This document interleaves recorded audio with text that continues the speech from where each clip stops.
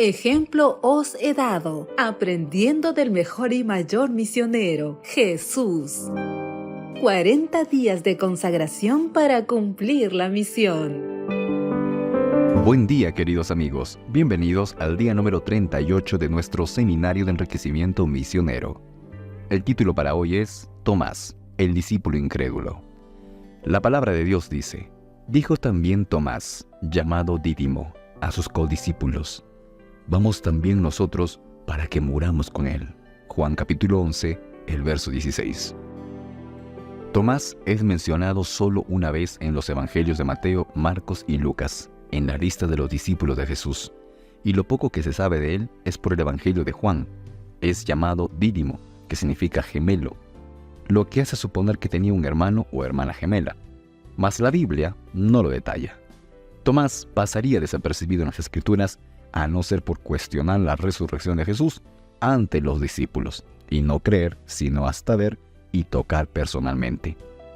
A Jesús no le agradó esa actitud, y le exhortó: no seas incrédulo, sino creyente. Juan capítulo 20, el verso 27. Número 1. Tomás tenía que aprender a creer. Debo confesar que siempre me pareció que Jesús fue un tanto duro con Tomás. ¿Tan malo es dudar? ¿Tenía que creer Tomás todo lo que sus compañeros decían sobre Jesús? El problema de Tomás no fue que no creía a sus compañeros, sino que no creían lo que Jesús había dicho. Jesús comenzó a enseñarles que el Hijo del Hombre debía padecer muchas cosas y ser muerto, y después de 3 días resucitar. Y les decía estas palabras claramente. Marcos capítulo 8, el verso 21, el verso 32, Mateo capítulo 16, el verso 21. No creyó en las palabras de Jesús. Número 2. Tomás tenía un problema reincidente.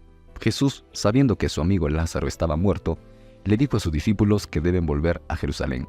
Los discípulos respondieron: Rabí, ahora procuraban los judíos apedrearte, ¿y otra vez vas allá? Jesús les dice que no pasará nada y les argumenta varias razones.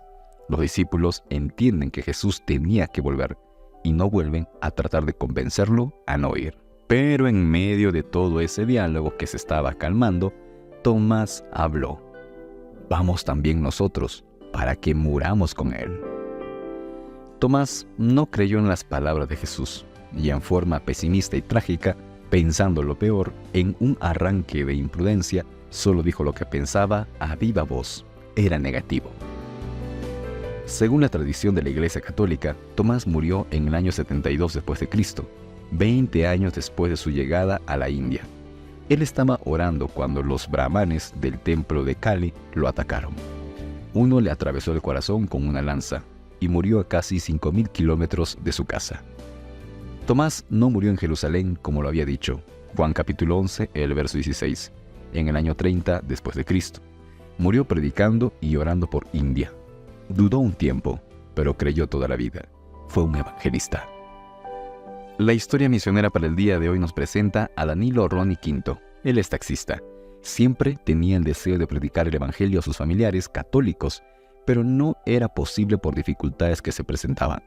Sin embargo, cuando llegó la pandemia, Dios permitió que su tía Isabel y sus primos, que habían venido de visita, no puedan regresar a Lima por las restricciones de la pandemia. Danilo vio en esa desgracia la oportunidad para evangelizar. Primero, hacer la escuela sabática y el culto divino en la casa de la abuelita, lugar donde todas las tías vivían. Luego se decidió estudiar cursos bíblicos de familia, salud y otros. Y finalmente se acordó estudiar todos los días la fe de Jesús. Danilo ya tenía estudiantes de la Biblia, como siempre había orado. Con mucha oración, un sábado se bautizaron 4 familias, Maribén y sus hijos, así como otras tías y sus hijos. Una de sus tías, Graciela, no se bautizó durante la pandemia, pero lo hizo el pasado 30 de abril en Semana Santa. Danilo hoy sigue dando estudios bíblicos y es un instructor bíblico, gozoso de ver cómo Dios lo sigue usando.